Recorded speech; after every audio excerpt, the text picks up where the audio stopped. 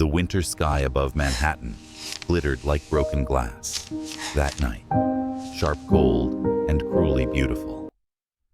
From the 59th floor of the Cooper penthouse, the city lights stretched endlessly below, pulsing like the veins of a living thing. Inside, the air was still save for the low hum of the heater and the faint ticking of a Cartier clock that marked every second Chloe Walker sat waiting. The table before her was immaculate white roses. 2 wine glasses, the roast, gone cold. 1 chair was empty. Her husband, Henry Cooper, was late again. He had texted her an hour ago, meeting ran long. Don't wait up.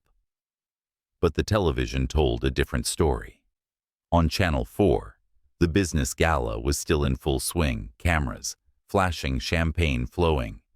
And there he was, standing beside a blonde supermodel, whose hand lingered too long on his arm.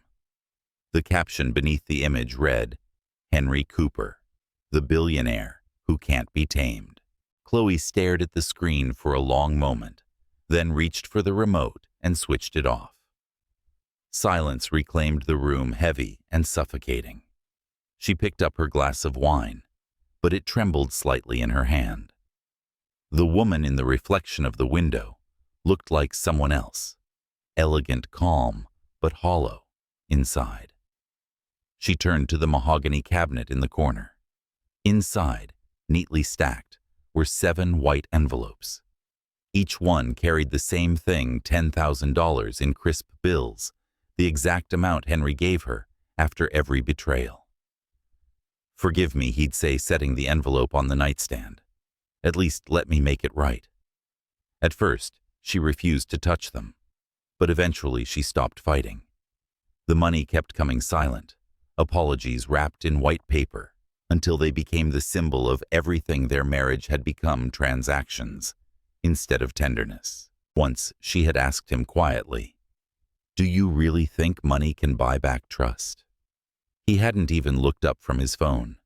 Money buys everything. Chloe except time.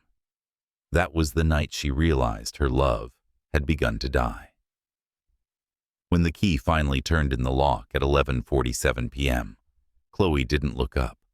Henry's footsteps echoed against the marble floor, confident, unhurried.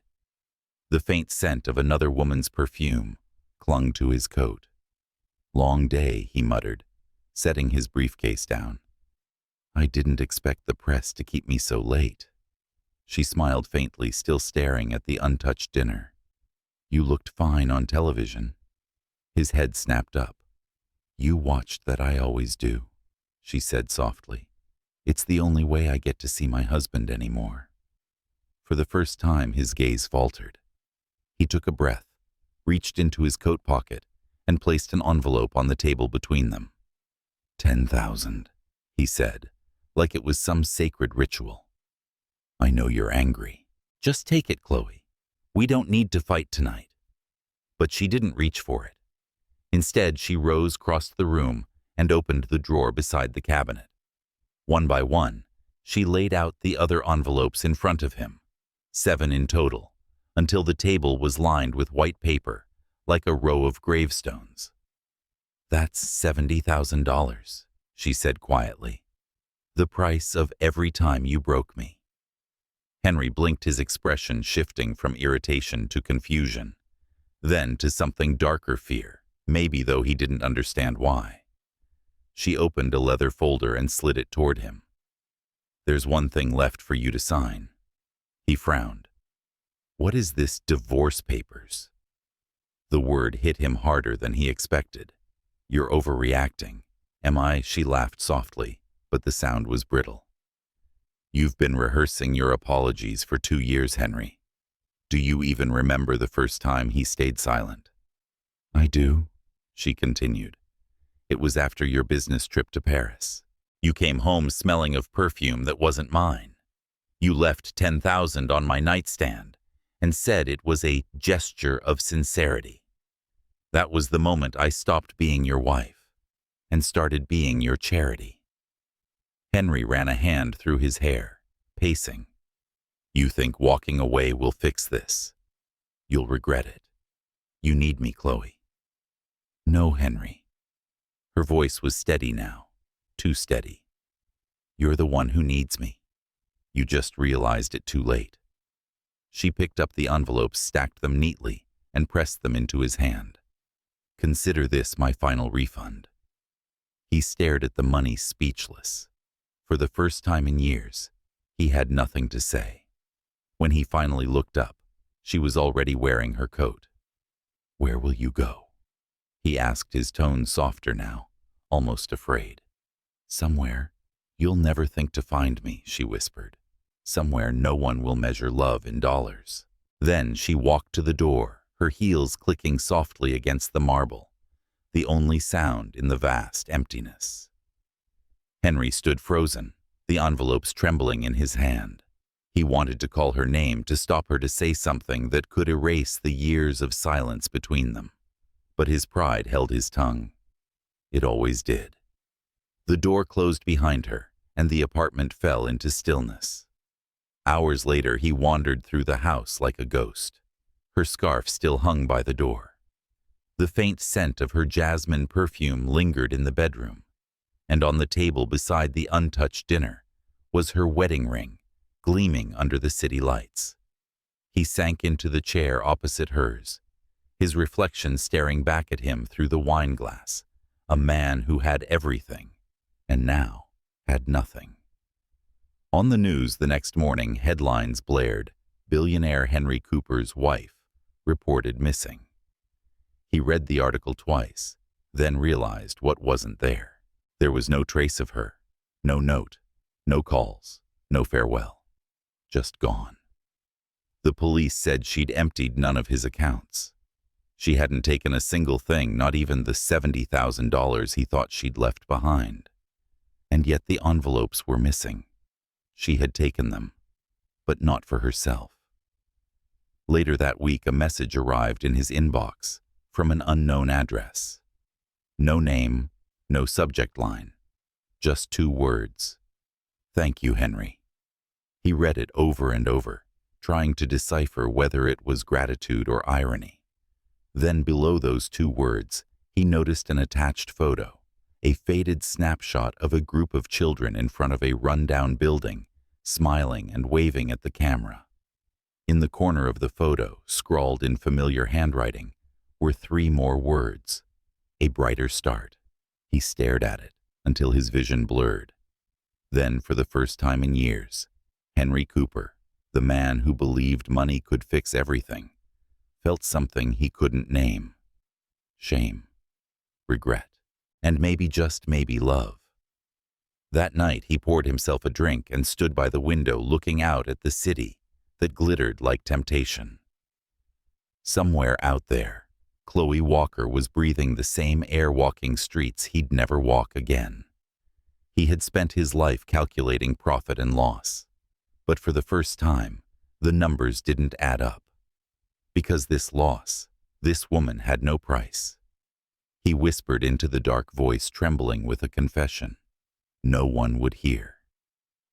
"You were right, Chloe. Money buys everything, except you." The city lights flickered below like dying stars. Henry turned away from the window, and for the first time he didn't feel powerful. He felt human, and somewhere across the city, a woman with a broken heart and $70,000 began building something new. Not a life of luxury, but a legacy of hope. Because sometimes love doesn't end when one walks away. Sometimes it simply begins again in a different form, under a different light. If this story touched something inside you, a memory, a truth, a scar, share it. Somewhere someone might need to remember that love can break you, but it can also rebuild you. The mornings were quieter now. The penthouse that once pulsed with the rhythm of 2 lives had become a mausoleum, polished, vast, and painfully still.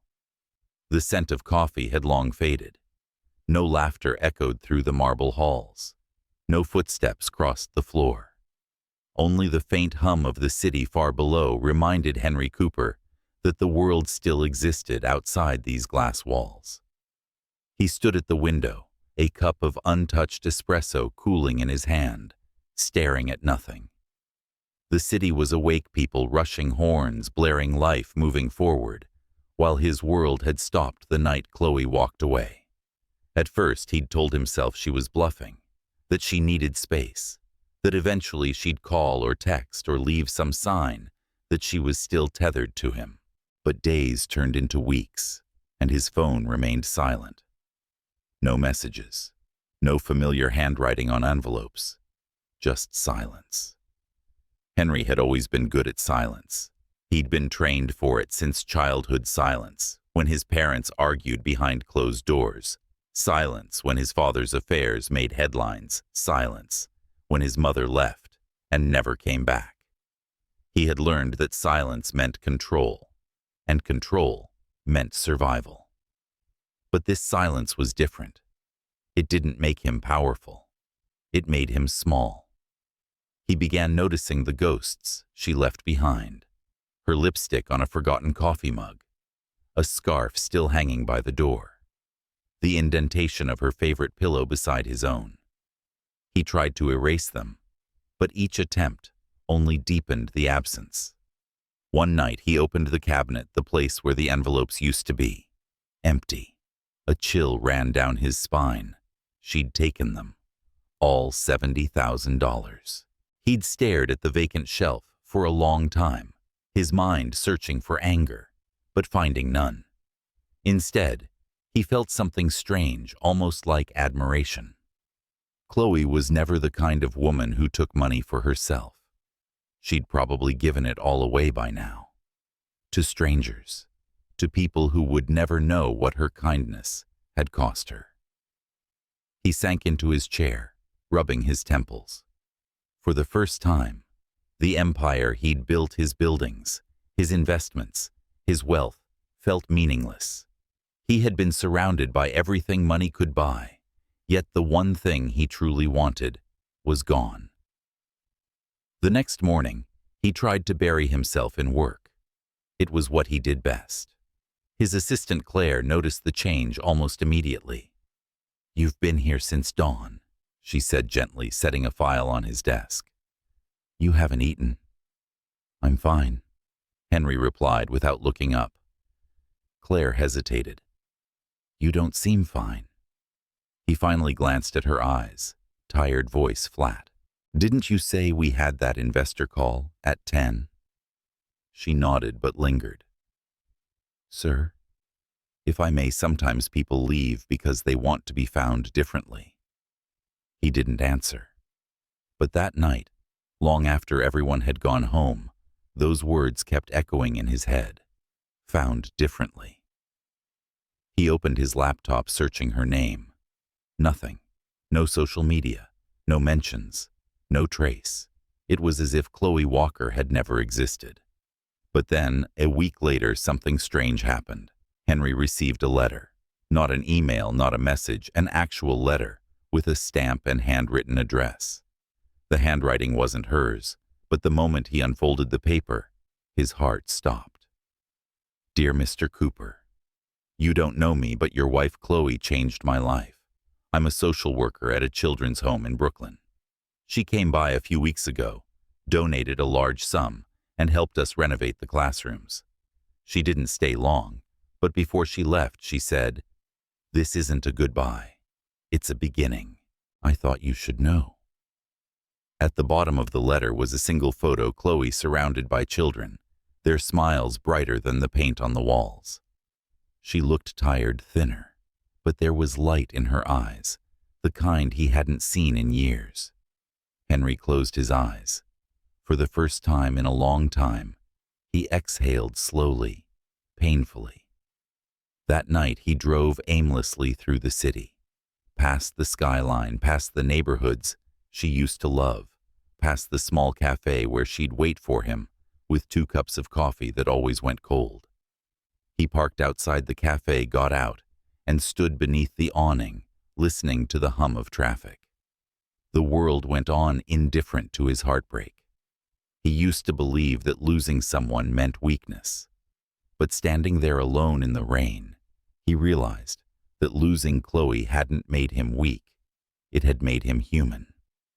In the following weeks, Henry began to change, though no one understood how. He started showing up to meetings early, but said little. He turned down invitations to galas and private dinners.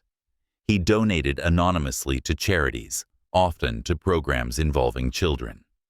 And late at night, when the city slept, he'd scroll through pictures of orphanages, shelters, community centers, anywhere her name might appear. Months passed. Seasons turned. But he remained haunted by that one photograph, Chloe's smile surrounded by light. It was Claire who first mentioned it. "There's a gala in Boston next month," she said during a morning briefing, a charity event.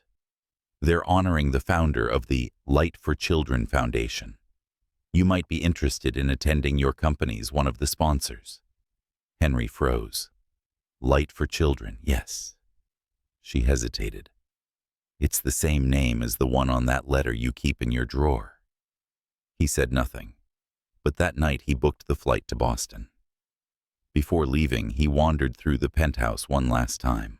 Everything was spotless, soulless, exactly as it had always been. But when he reached the kitchen, he noticed something small on the counter. A wilted white rose left in a vase he hadn't touched since she left. He stared at it for a long moment, then smiled faintly. "Still haunting me, aren't you?" he murmured. Boston greeted him with wind and gray skies. The gala was held at the Grand Royale, an ocean of glittering gowns and champagne. Cameras flashed, laughter echoed. It was the world he knew too well. And yet, as he stood in the crowd, Henry felt like an outsider. When the announcer took the stage and said, "Please welcome Ms. Chloe Walker, founder of the Light for Children Foundation," the room erupted in applause. He turned and saw her. She stepped into the spotlight wearing a simple ivory dress that flowed like light itself. Her hair was shorter, her shoulders straighter. But her smile, that smile hadn't changed. He couldn't breathe. Chloe stood behind the podium, her voice calm and steady. "When I first started this foundation, I didn't have a plan. I just had $70,000 and a broken heart.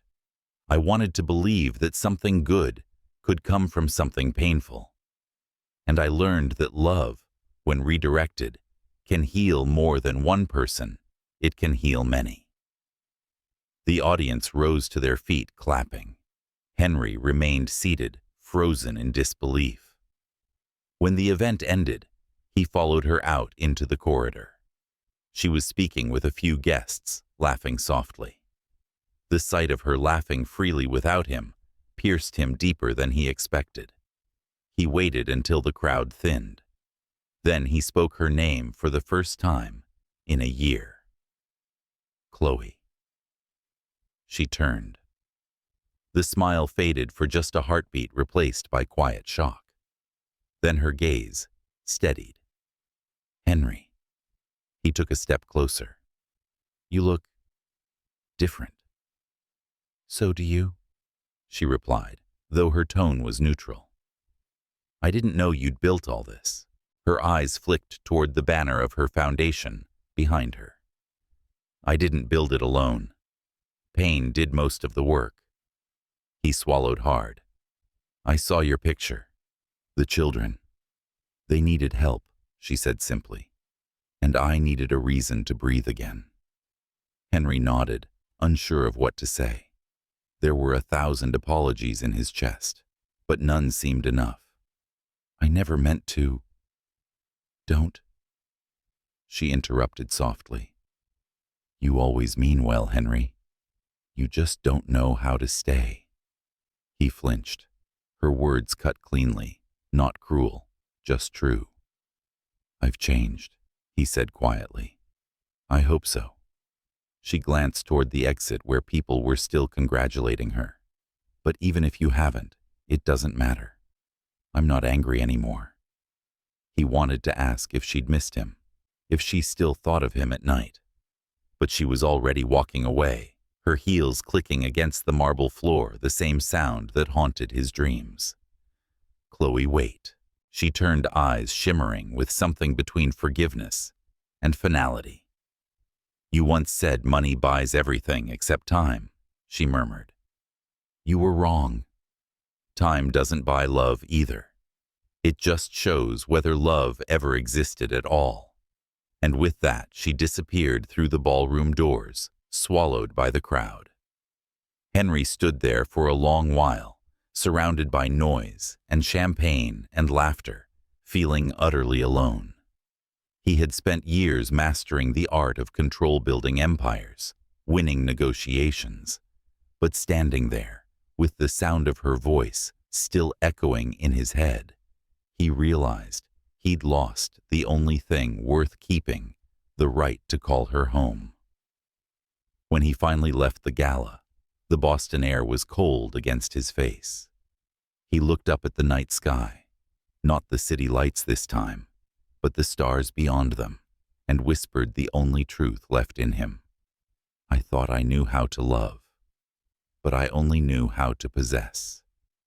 The wind carried his words away, and somewhere across the city, Chloe Walker lay awake staring at her ceiling, trying to convince herself that her heart hadn't trembled when she heard his voice again. But it had. The night after the gala, Henry couldn't sleep. He lay awake in the hotel suite staring at the ceiling, while Boston's skyline blinked beyond the glass. He could still hear her voice, calm and unwavering, when she'd said, "I'm not angry anymore." That should have been a relief. But it wasn't.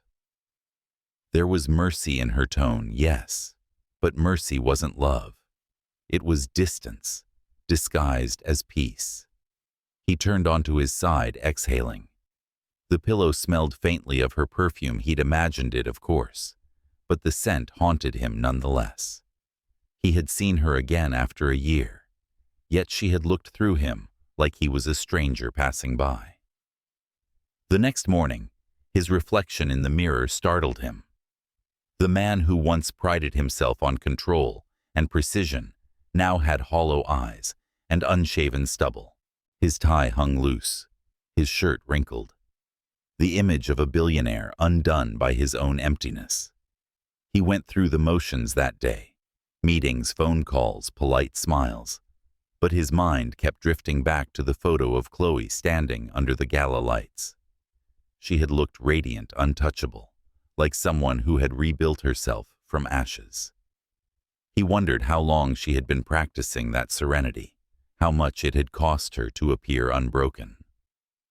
That evening, he attended a dinner with investors at a high-end restaurant overlooking the Charles River. Laughter, crystal glasses, and perfumed conversations filled the air. But across the table sat Richard Hale, the same CEO who had been flirting with Chloe at the gala. Richard raised his glass.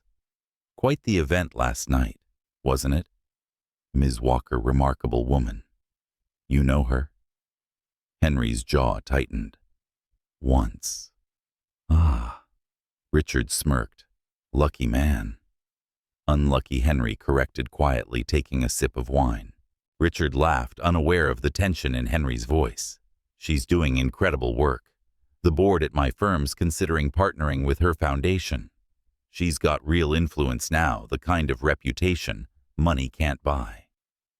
Henry set his glass down carefully, forcing a smile. "Yes, that's what makes her dangerous, doesn't it?" Richard chuckled. "Dangerous, I'd say admirable." Henry said nothing. But that night, as he left the restaurant, something bitter stirred in his chest, an emotion he hadn't felt in years. Jealousy. The kind that burns cold, not hot.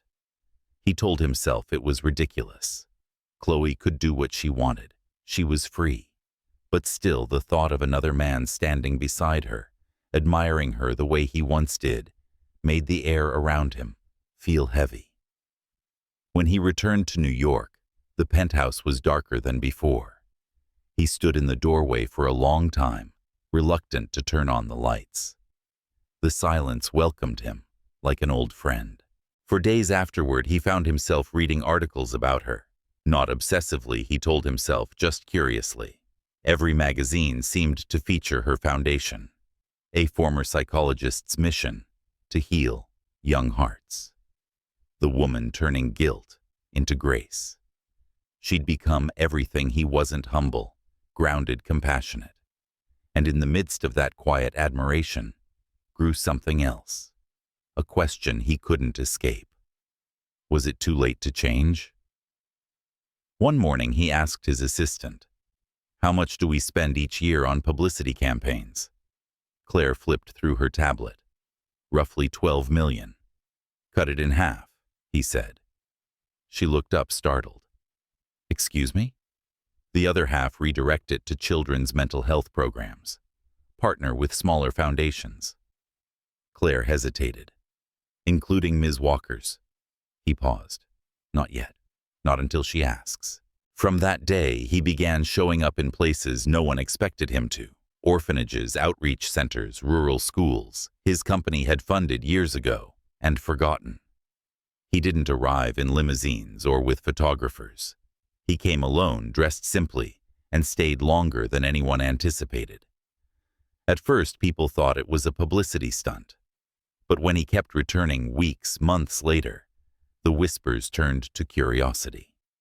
Then respect. It wasn't redemption, not yet.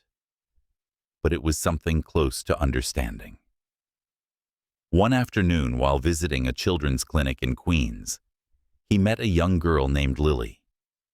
She was 7 small for her age, with eyes too old for her face.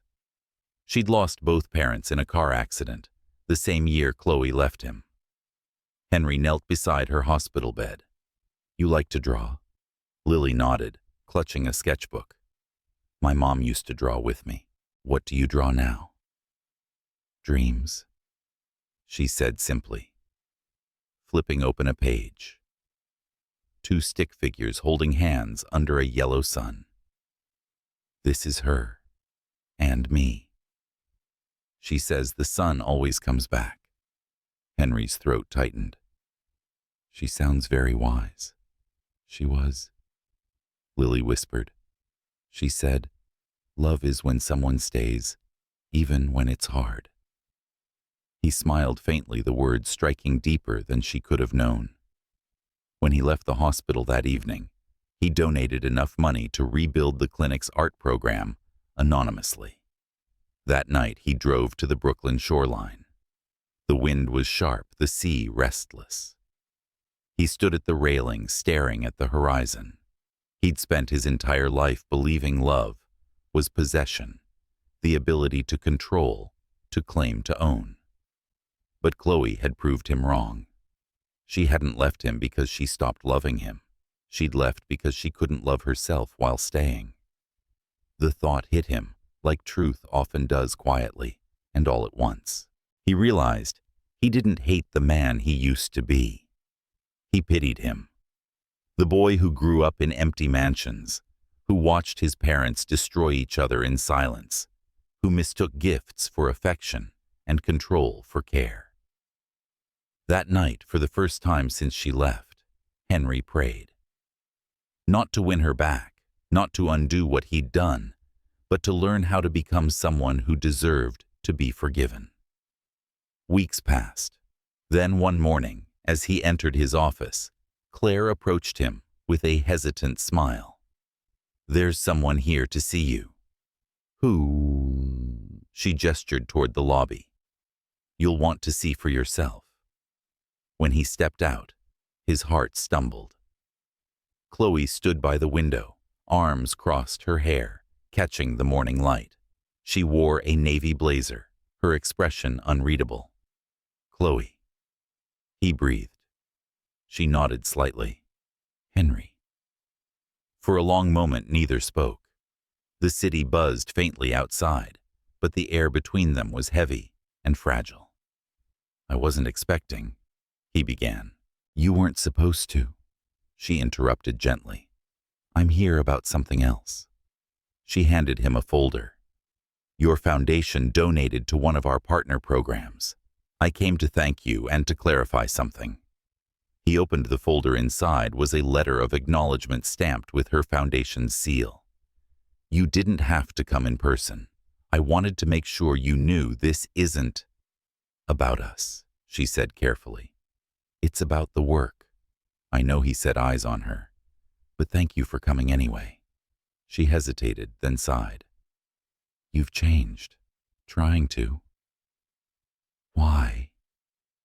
He looked at her, the woman who once stood in his kitchen trembling between love and resignation. Because you showed me what love looks like when it walks away. She blinked, taken aback. That's poetic. Still a charmer, I see. He smiled faintly. No, just honest for once. Silence fell again.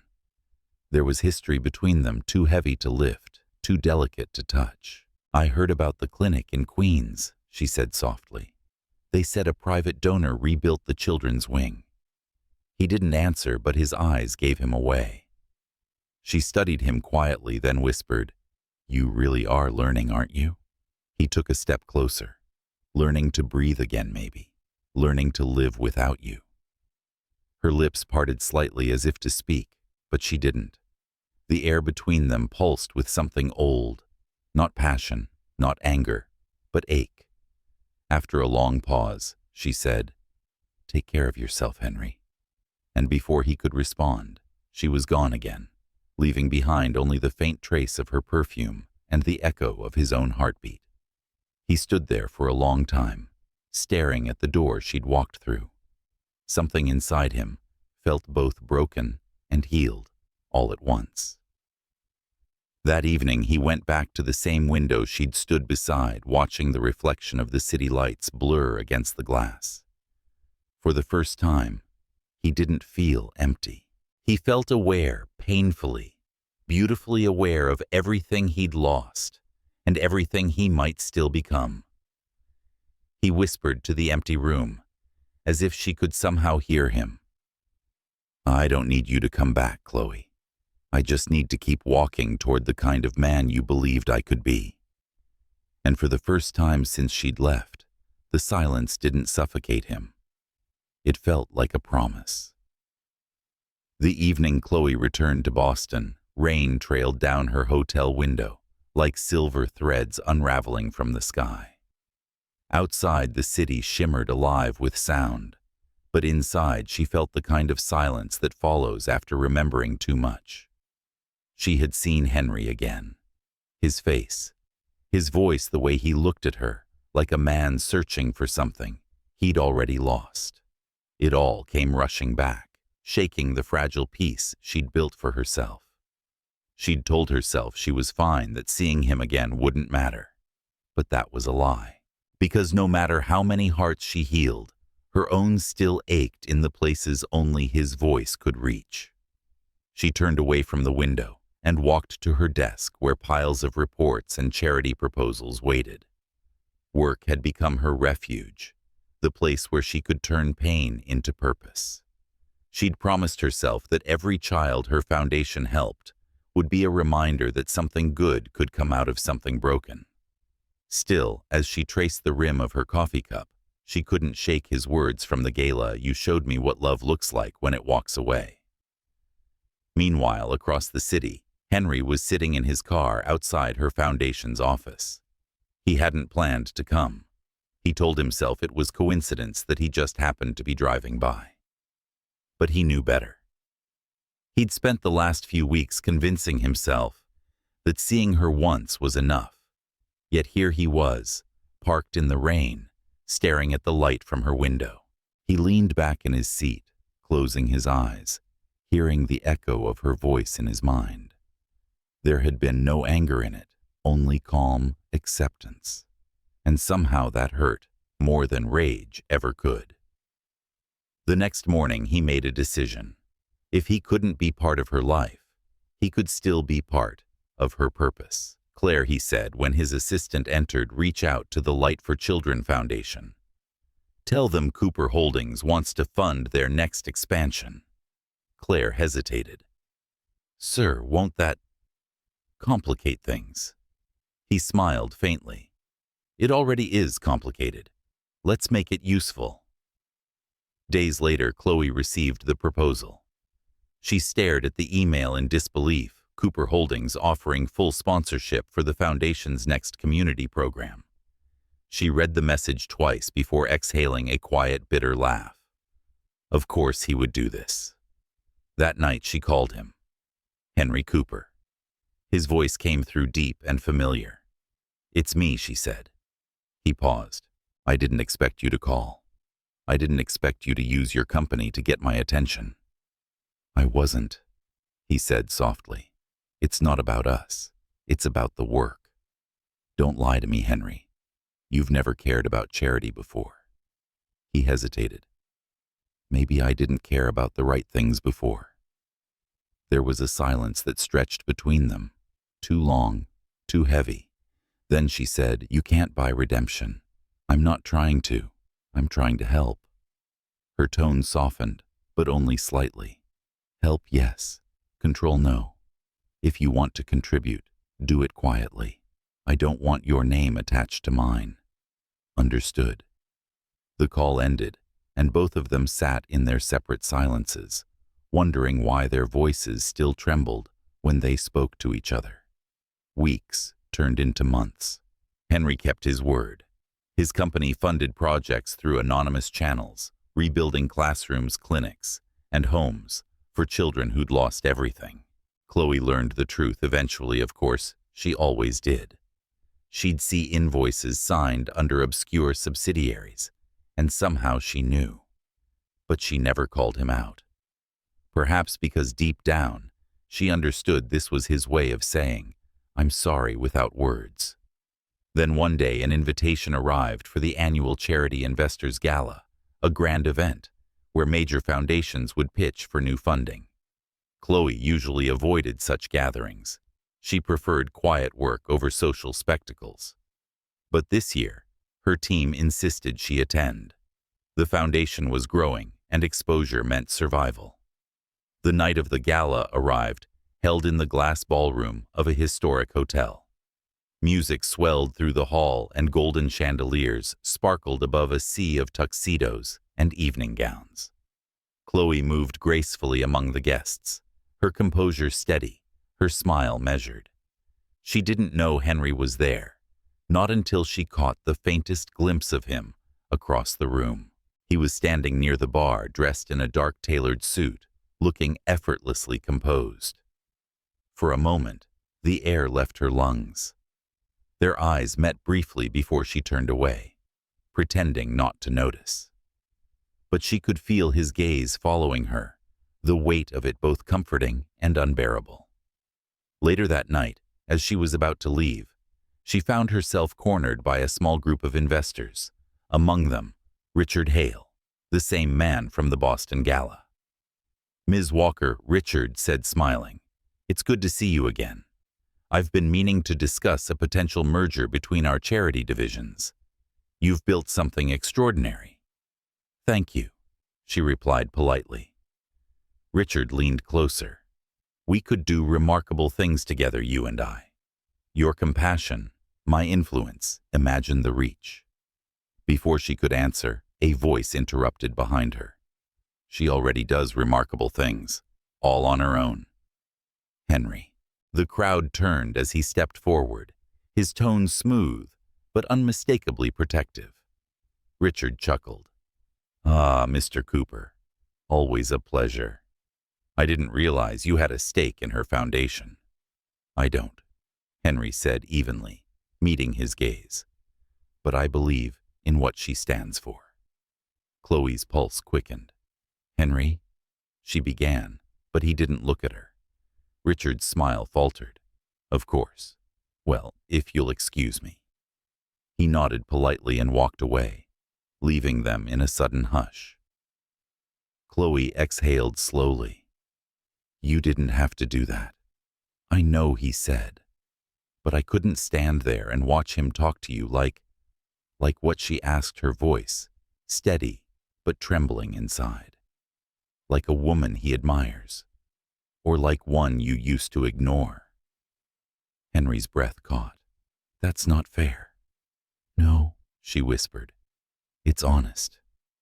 They stood in silence, the music swelling behind them. Finally, he said, You look happy, Chloe, and I mean that. But I need you to know something. I'm not here to win you back.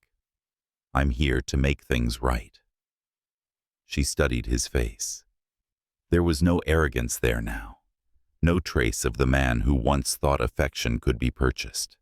His eyes were soft, weary, real. And how do you plan to do that? By standing where you told me not to, he said quietly. By doing good even when no one's watching. By learning how to love without asking for anything in return. For a long moment she didn't speak. Then her expression gentled. People don't change overnight, Henry. I know, he said. But every day I try to wake up as someone you wouldn't have to forgive. Her throat tightened. And if I already have, his breath hitched, then maybe I can finally forgive myself. The orchestra shifted to a slow waltz, and before she could turn away, he held out his hand, not demanding, just an offer. Dance with me, one last time. No promises, no past. She hesitated, then placed her hand in his. His touch was warm, not possessive, just steady. They moved together beneath the chandelier, surrounded by strangers, but alone in their own quiet world. When the song ended, she withdrew her hand gently. Good night, Henry. Good night, Chloe. She walked away, her dress trailing behind her like a whisper of light. He watched her go, his chest tight, not with longing this time, but with something purer, respect. That night, as the crowd thinned and the music faded, Henry remained at the edge of the ballroom, staring at the door she'd disappeared through. For the first time, he realized redemption wasn't a finish line. It was a lifetime of trying. And though he knew he might never win her back, he also knew something else. For the first time in his life, he was no longer the man who destroyed what he loved. He was the man who finally learned what it meant to protect it. Morning light spilled through the tall windows of Henry's office, gilding the edges of the world in soft gold. The city below was waking, sirens, car horns, the pulse of New York returning to life. But inside time moved slower. Henry stood near the window, a cup of coffee untouched in his hand, the steam curling upward before fading away. It had been 3 weeks since the gala, yet Chloe's voice still lingered in his thoughts. Every word, every glance, every hesitation. That dance beneath the chandelier, brief, fragile, impossibly intimate, replayed in his mind like a film he couldn't stop watching. She'd walked away at the end, but not with anger. There had been something else in her eyes. Sadness, maybe. Or faith he didn't deserve. He took a breath and set the cup down. He had promised himself something that night, not to chase her, but to live in a way that proved she hadn't been wrong, to believe he could change. When his phone buzzed, he expected a call from Claire, or perhaps another meeting reminder. Instead, it was an email from Chloe's foundation. Subject urgent. Legal inquiry. He opened it. The message was brief. Dear Mr. Cooper, we've recently been accused of mismanaging donor funds related to one of the school projects in Nairobi. The claim is false, but the investigation could jeopardize our sponsorships. I understand Cooper Holdings was involved in the funding chain. I would appreciate your statement to the board confirming our financial transparency. Chloe Walker, Henry's heartbeat stilled. He read it twice. The accusation was absurd. Her foundation was one of the few doing real honest work. But the mention of his company's name meant this wouldn't just touch her. It would explode across both their worlds. He dialed her number immediately. She answered after the third ring. Henry, Chloe, I just read your email. What happened? There's been a report, she said, her voice calm but tight. A journalist claims we funneled corporate donations into private accounts. They're targeting us, and because of your company's name, the board wants to pause every project until it's cleared. I'll handle it, he said, already reaching for his phone. Henry, don't. But he'd already ended the call. By the time Chloe arrived at her office that afternoon, the story had spread. Headlines bloomed across online papers, scandal at light for children, billionaire's ties under scrutiny. She found Henry in the lobby, surrounded by reporters and flashing cameras. He wore no-tie sleeves, rolled up calm amid chaos. When he saw her, he stepped forward and gently took her hand, guiding her past the crowd. Inside her office, she turned to him exasperated. You shouldn't have come here. They'll twist this. They'll think they can think whatever they want. He interrupted softly.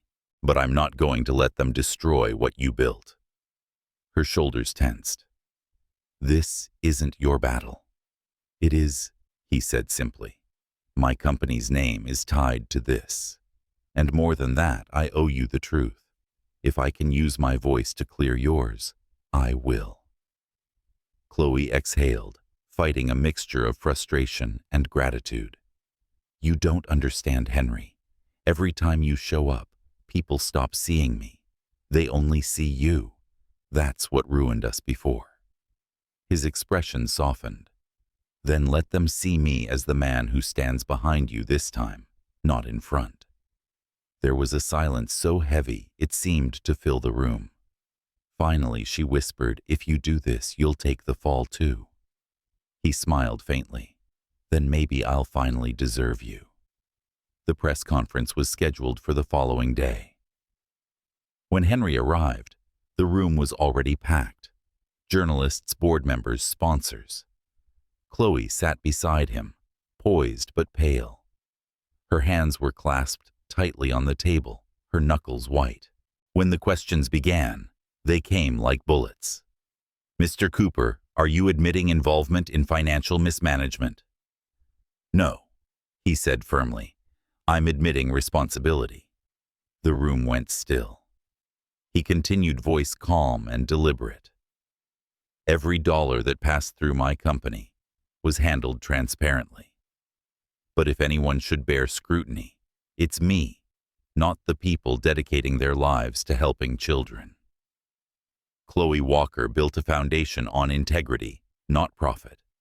I know because I once tried to measure love and worth with numbers. I learned the hard way that some things can't be calculated. Cameras clicked, pens scribbled, but Chloe didn't hear any of it. She was staring at him, at the man beside her, and for a moment, her composure broke. After the conference, the air outside felt electric. Henry followed her to the quiet courtyard behind the building, where the noise of the city faded into wind and distant traffic. You didn't have to do that, she said quietly. I know. You put your career at risk. He smiled faintly. I built a fortune out of arrogance, Chloe. If it burns now because I told the truth, maybe that's justice. She looked away, her throat tightening. You make it sound noble. It's not. It's overdue. They stood in silence for a long while, the air thick with unsaid things. Finally, she whispered, You really did change. Not enough to deserve you, he said softly, but maybe enough to finally understand you. Her eyes shimmered. You always knew how to say the right words. They're not words he said. They're apologies I never earned the right to give. The following week, an independent audit cleared the foundation of all allegations. The scandal dissolved as quickly as it had come. Donors returned, children's programs resumed, but something between Henry and Chloe had shifted. They began working together again, cautiously, professionally, to rebuild the damaged trust of sponsors. Days turned into long hours, spent in the same rooms, poring over reports, drafting proposals, traveling to site visits. The first few times, she avoided eye contact. But as weeks passed, The rhythm between them returned quiet and familiar. One evening they flew to Nairobi to oversee the completion of the very project that had sparked the scandal. The school was modest, but full of life children running barefoot across the dusty courtyard, laughter echoing under a golden sunset. A little boy tugged on Chloe's sleeve and handed her a crumpled flower. "Thank you, miss," he said shyly. Chloe knelt and smiled. "What's your name, Samuel?" She brushed his hair gently. "Do you like your new school, eh?" He nodded eagerly. "It's the first place I've ever had a desk." Henry watched from a distance, his heart twisting at the sight. He had seen her in boardrooms in tears, in fire, but never like this, radiant in compassion. When she turned and caught him watching, he looked away embarrassed. But she walked toward him, eyes soft with something between fondness and fatigue. "Why are you looking at me like that?" she teased. "Because," he said quietly, "you remind me what hope looks like." She laughed, the sound light and real. "You always did know how to turn guilt into poetry." Maybe he murmured, "but only because you taught me the language." That night, after everyone had gone, they stood outside the school watching the stars appear above the savannah. The air smelled of dust and rain. "Do you ever think," he said softly, "that maybe we were just the wrong version of ourselves at the right time?"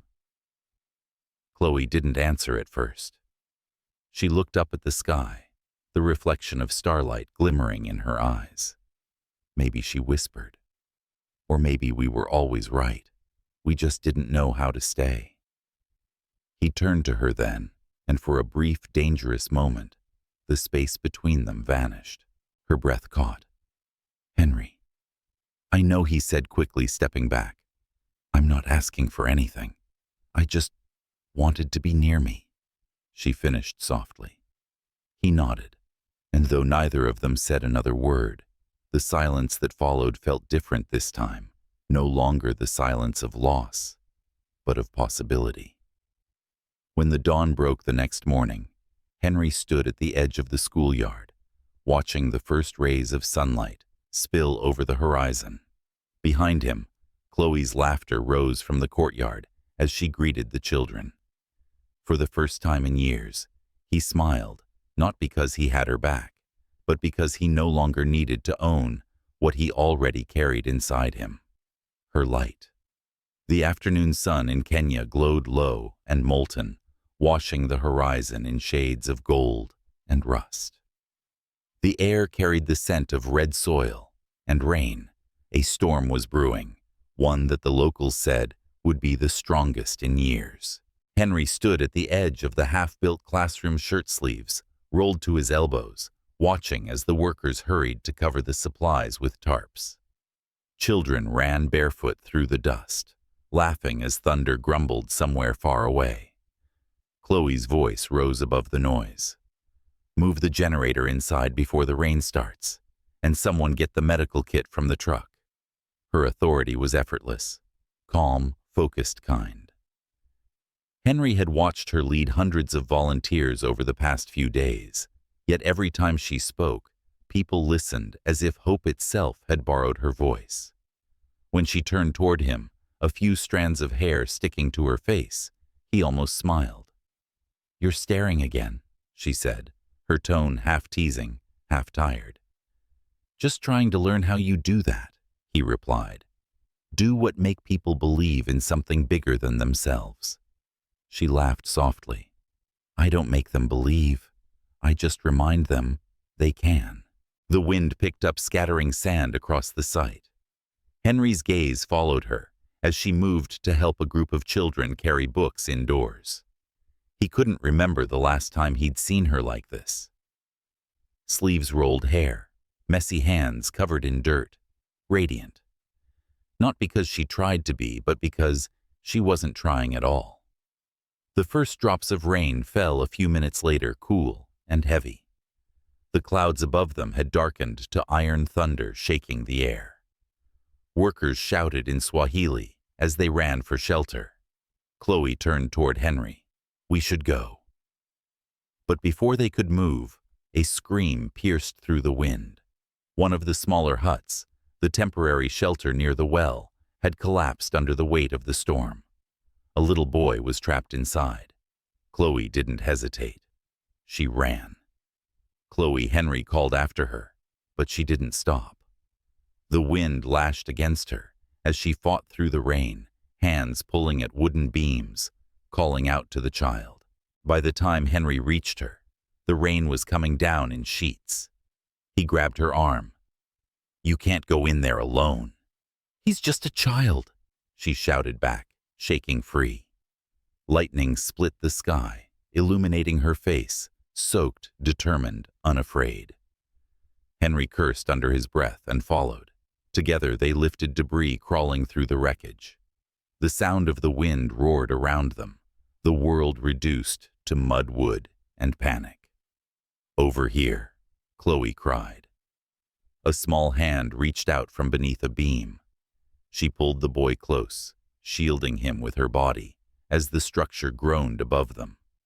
Henry threw his weight against a broken wall, using his shoulder to brace it. "Get him out." She dragged the child toward the opening, rain blinding her eyes. Almost there. The roof gave a final deafening crack. Henry lunged forward, catching the beam before it crushed them. The strain tore through his muscles, but he didn't let go until Chloe and the boy were clear. When they turned back, he was still holding the weight teeth, clenched mud streaking down his face. "Henry," she screamed. "I'm fine," he grunted. "Go." "Not without you." With a strength born of sheer desperation, she crawled back toward him, the wind howling through the gaps. Together they shoved the beam aside and stumbled into the open, collapsing in the mud as the building finally caved in behind them. For a moment, neither spoke. Rain poured down around them, relentless and cold. Chloe cradled the trembling child in her arms, checking his breathing. "He's okay," she whispered. "He's okay." Henry sat beside her, drenched and gasping. When their eyes met, something raw flickered between them. Fear, relief, something far older than either of them could name. "You could have been killed," he said hoarsely. "So could you," she replied, her voice shaking. "But you didn't think about that, did you?" He laughed weakly. "Maybe I'm finally learning from you." She looked down at the boy who clung to her soaked shirt.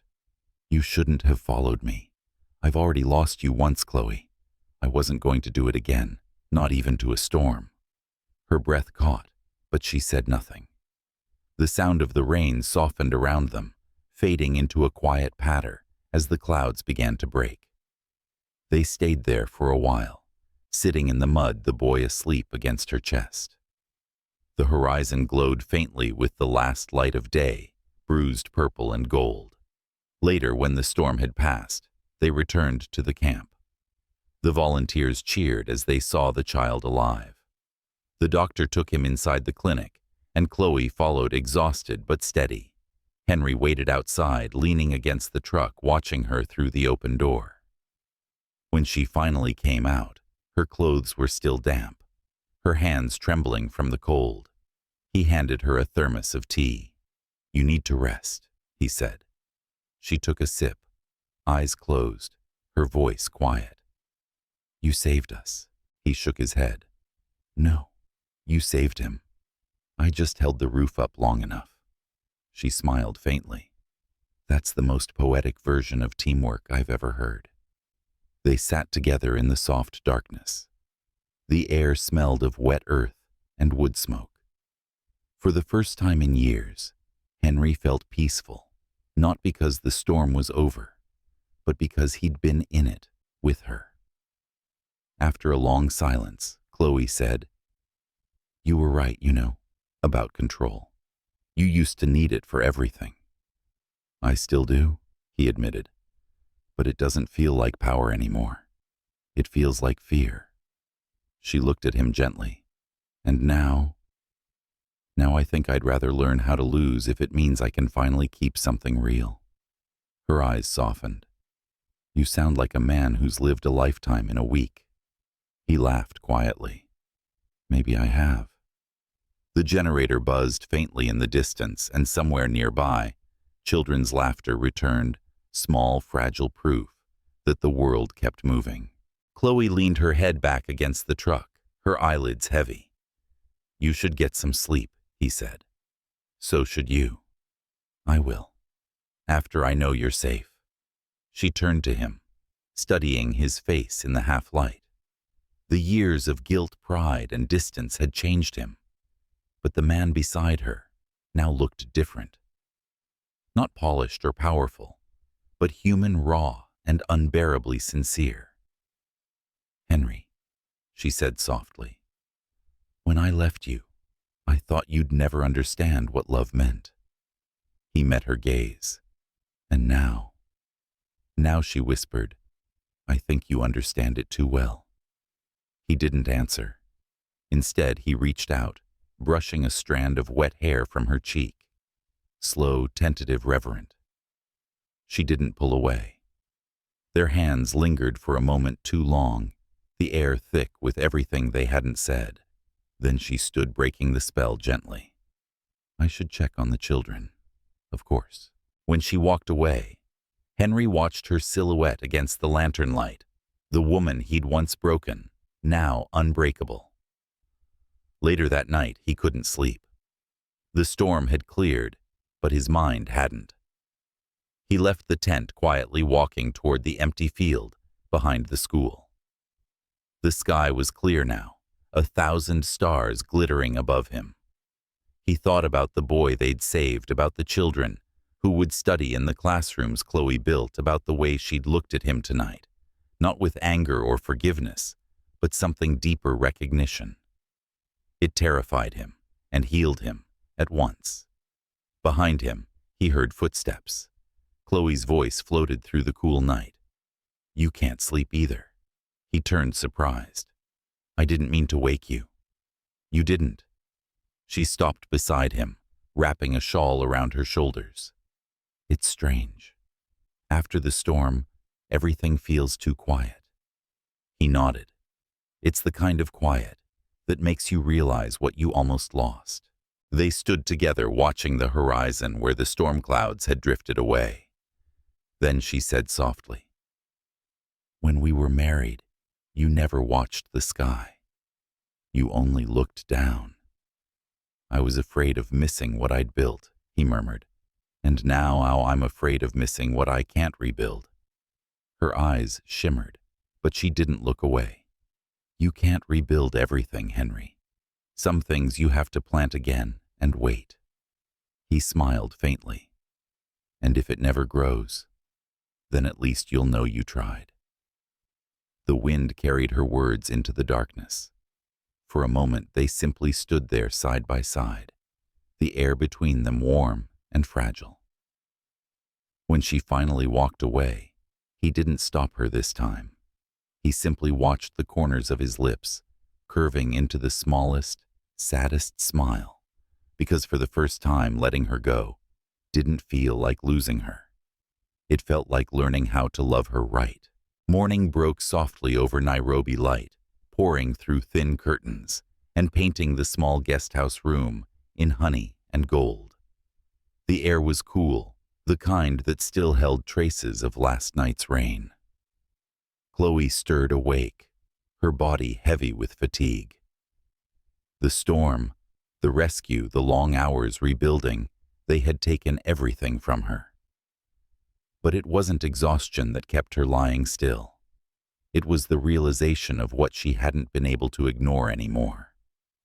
Her hands trembled slightly as she pressed them to her abdomen. It had been weeks, maybe longer, since she first noticed the signs.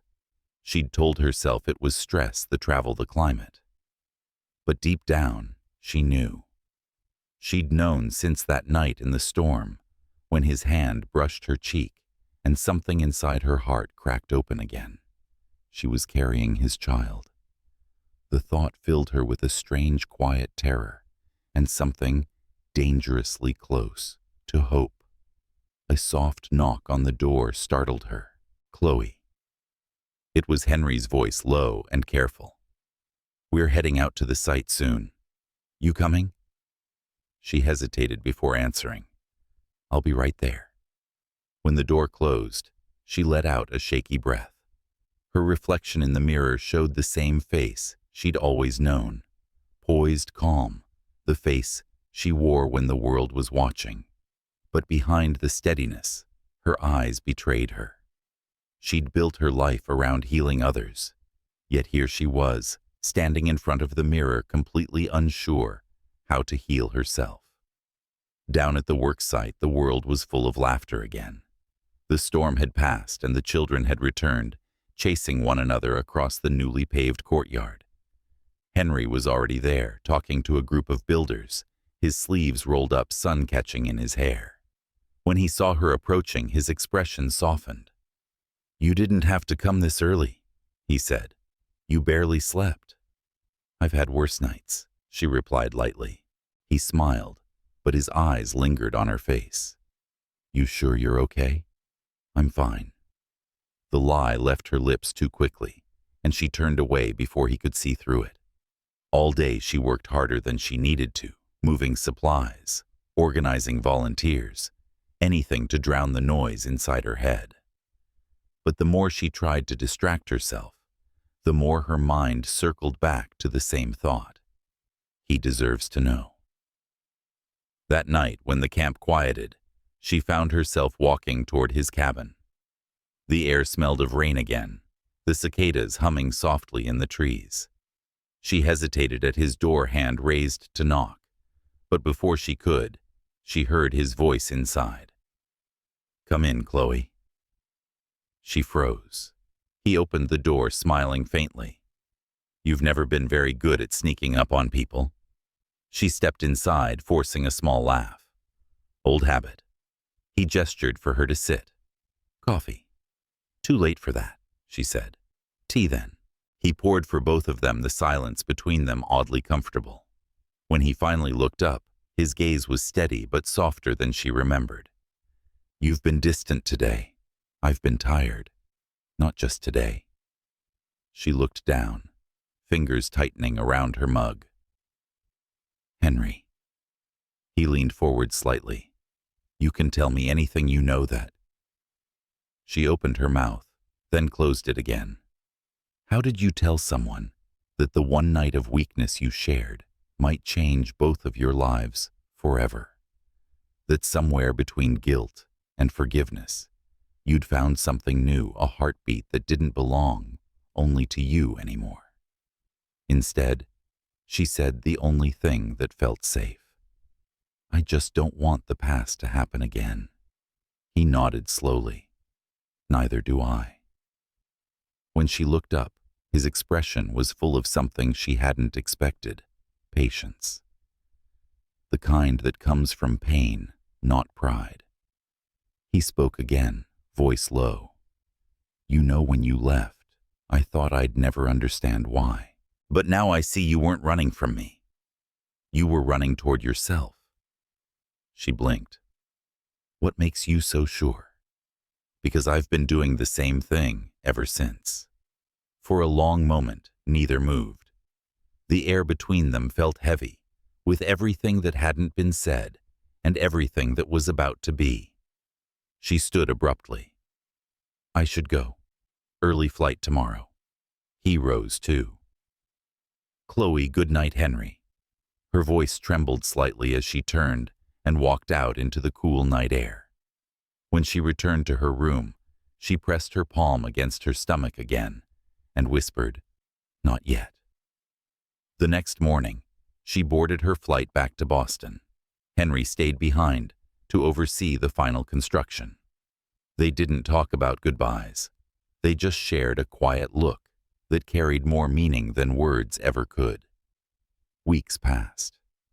Henry sent updates from Kenya, photos of the finished classrooms, the children's smiles. She replied politely, briefly, never letting their conversations go deeper than logistics. But every time his name appeared in her inbox, Her chest tightened. And then, one evening, she collapsed. It happened at her office, a dizzy spell that turned into darkness. When she opened her eyes again, she was in a hospital bed, the smell of antiseptic sharp in the air. The doctor smiled gently. "You and the baby are both fine," he said. Her heart lurched. "He's fine, perfectly healthy. You just need rest." She closed her eyes, relief washing through her. But then came the fear, the questions. How long can I keep this secret? Should I? For days, she told no one. Not her staff, not her friends, and certainly not Henry. She buried herself in work, pretending everything was normal. But as her body began to change, the truth became impossible to hide. One evening, while sorting through donations at the foundation office, her assistant Maya stopped mid-sentence frowning. "Chloe, are you—" "I'm fine," Chloe said quickly, but Maya's expression softened with understanding. "Does he know?" she said quietly. "Will he?" Chloe didn't answer. That night she sat by her window, hands resting protectively over her stomach. Outside, Boston glowed under the first snow of winter. The world felt clean, new, untouched. She whispered into the quiet, "Maybe some truths don't need to be said." But she knew she was lying again. Months passed. The foundation grew, and so did her child. She gave birth on a calm spring morning, the city washed in sunlight. When they placed the baby in her arms, she felt something she hadn't known in years. Peace. "Amelia," she whispered. "Your name is Amelia." Her daughter's eyes fluttered open blue-gray, the exact shade of Henry's. Chloe laughed softly through her tears. "Of course they are." For the next year, she raised Amelia quietly away from the noise of the world. The foundation continued to thrive, and though her name often appeared in the papers beside Henry's company, their lives never crossed again. Until one day, they did. It started with an email, a request from an international journalist asking to film a documentary about her foundation. They wanted to feature the anonymous benefactor who had once saved it from scandal. Chloe froze when she read the name at the bottom of the proposal. Executive producer, Henry Cooper. The next week, a promotional video aired online. It was short, just 2 minutes, but it went viral. The clip showed the children in Nairobi laughing, the classrooms thriving, and then, at the very end, a single photograph, Chloe standing under the African sun, smiling, holding a little girl in her arms. Henry hadn't meant to find it, but when he saw that image on the news, the baby with the same eyes staring back at him, his world stopped. He replayed the clip 3 times, each time slower than before. Then he whispered almost to himself.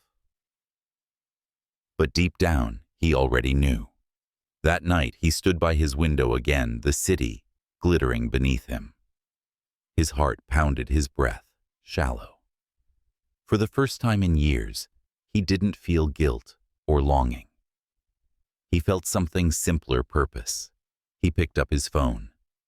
When Chloe's line rang, she almost didn't answer. But then she did. There was silence for a moment, the kind that comes before everything changes. "Chloe," he said quietly, "is she mine?" Her eyes filled before she could stop them. "Henry," she whispered, voice breaking yes. The silence that followed wasn't shock. It was the sound of 2 hearts realizing that fate hadn't finished with them yet. The city was quiet that night, wrapped in a gentle rain that painted the streets in silver.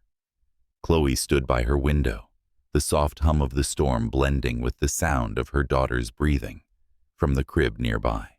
Amelia slept peacefully, one tiny hand curled against her cheek, a fragment of innocence too perfect to belong to this complicated world.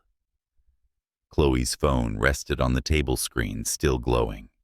The call with Henry had ended over an hour ago, yet his voice lingered in the room like perfume. Hesitant, trembling, achingly human. "Is she mine?" he had asked. And she, after months of silence and fear, had finally answered the truth. Now that the truth was out, her heart should have felt lighter. But it didn't. It felt raw, exposed. The kind of vulnerability she'd spent years protecting herself from. A soft knock came at the door.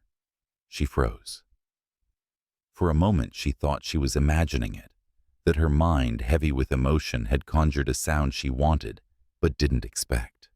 But the knock came again. 3 gentle taps. When she opened the door, he was standing there, rain clinging to his hair, coat soaked through eyes darker than she remembered. "Henry." He exhaled shakily. "I had to see you." She blinked in disbelief. "You came all the way from New York in the middle of the night. Do you know how long I've waited to breathe after hearing you say yes?"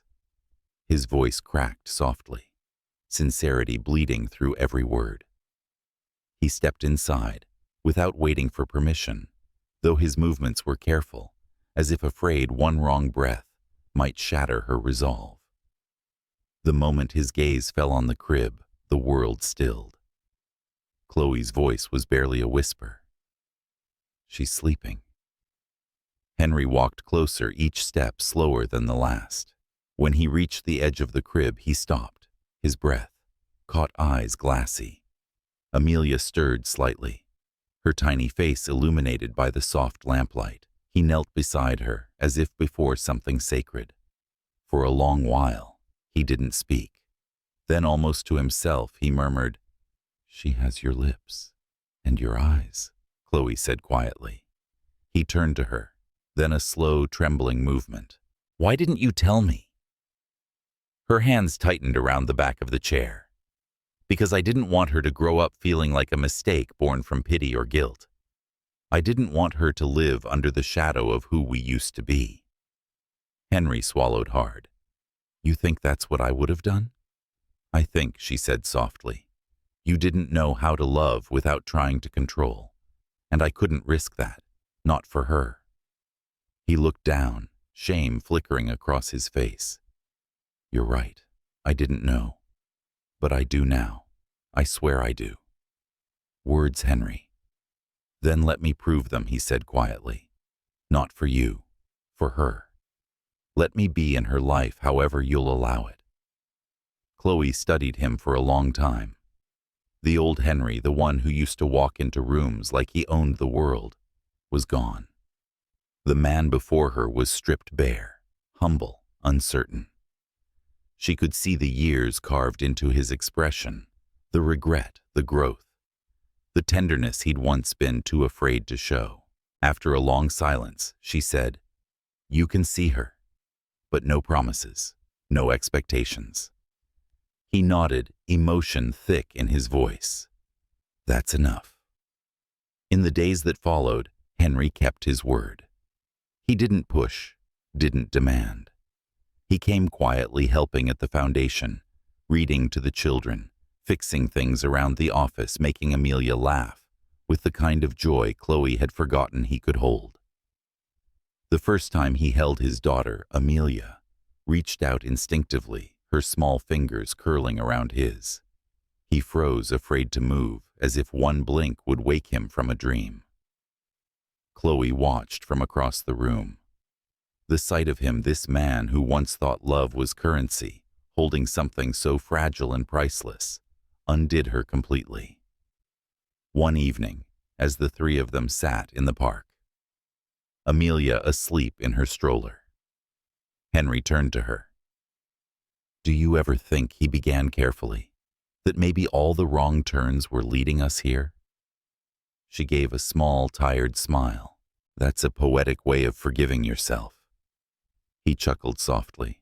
"I'm not sure I ever can. But being near you both, it feels like I finally stopped running." Her eyes softened. "You used to be afraid of love. I I still am, he admitted. But now I'm more afraid of not deserving it. The wind shifted, carrying the scent of spring, the season when everything began again. A few months later, the foundation hosted another gala, this time for the expansion of the Light for Children initiative across Africa and South America. Chloe stood at the podium, the audience's applause echoing like rain.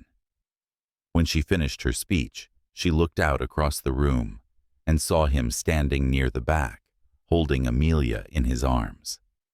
Her voice faltered for a moment before she found it again. We build because we believe. Not because it's easy, but because love, real love, is the only thing that grows even in the ruins. Afterward, when the lights dimmed and the guests drifted away, Henry approached her. You were incredible, he said softly. I was terrified, she admitted, but she made me brave. He smiled, glancing down at Amelia, who was asleep on his shoulder. She's the best thing either of us ever made. Chloe's heart clenched at the truth in his voice. You really love her, don't you? He looked up, eyes shining. She's the part of you I never lost. How could I not? Something in her resolve melted, then, not all at once, but gently, like the thaw after winter. She reached out, adjusting Amelia's blanket, her fingers brushing his hand. Neither pulled away. That night, as they walked home together, the city lights reflected in the puddles, blurring into gold and silver. For once there was no rush, no pretense, no weight of unfinished things. Only the quiet understanding that some loves, no matter how broken, were destined to return home. Months turned into a year. Henry moved to Boston permanently, though he never forced his way into her life. He rented an apartment nearby, visited often, and built his days around being a father. He helped the foundation grow, not as its benefactor, but as one of its steady hands. Slowly, naturally, the distance between them began to close. One late summer evening, Chloe came home to find him sitting on the porch, Amelia asleep in his arms. The sunset bathed them both in rose-colored light. She fell asleep waiting for you, he said quietly. Chloe smiled, kneeling beside them. You look tired. She reads the same book 3 times in a row, he said with a laugh. I think she's testing my stamina. She gets that from you. He chuckled, then looked at her, really looked at her. You know, I used to think forgiveness was something people gave, but now I think it's something you learn to live inside of. She met his gaze, warmth flickering between them. And what does it feel like? Like coming home, he whispered. Her heart skipped. Silence settled, soft, inevitable. Then slowly she leaned her head against his shoulder. He didn't move, didn't speak. He just exhaled, his hand brushing hers, their fingers finding each other with the ease of something rediscovered, not rebuilt.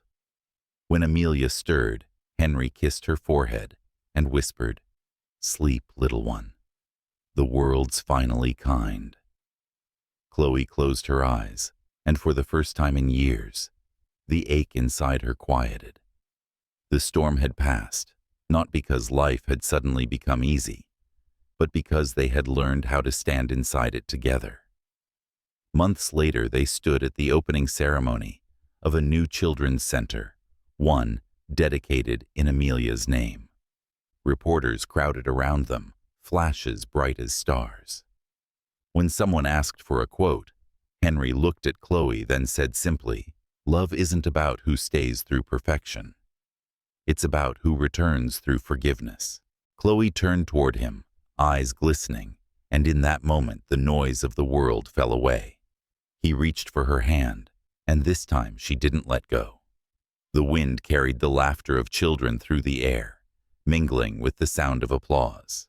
And somewhere in the quiet between heartbeats, both of them knew the story that began in heartbreak had finally found its ending in grace. For love, after all, wasn't about starting over. It was about finally staying.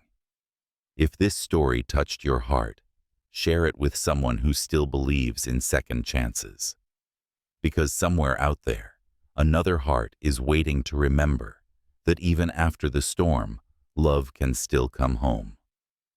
We've all been Henry once, too proud, too lost, too afraid to be seen. And we've all been Chloe, brave enough to walk away, strong enough to heal, but soft enough to still believe. So if you're holding on to a love that broke you, don't let it harden you. Let it teach you. Let it make you kinder, deeper, more alive. Because love isn't about who stays when it's easy. It's about who finds their way back when it's hard. The end.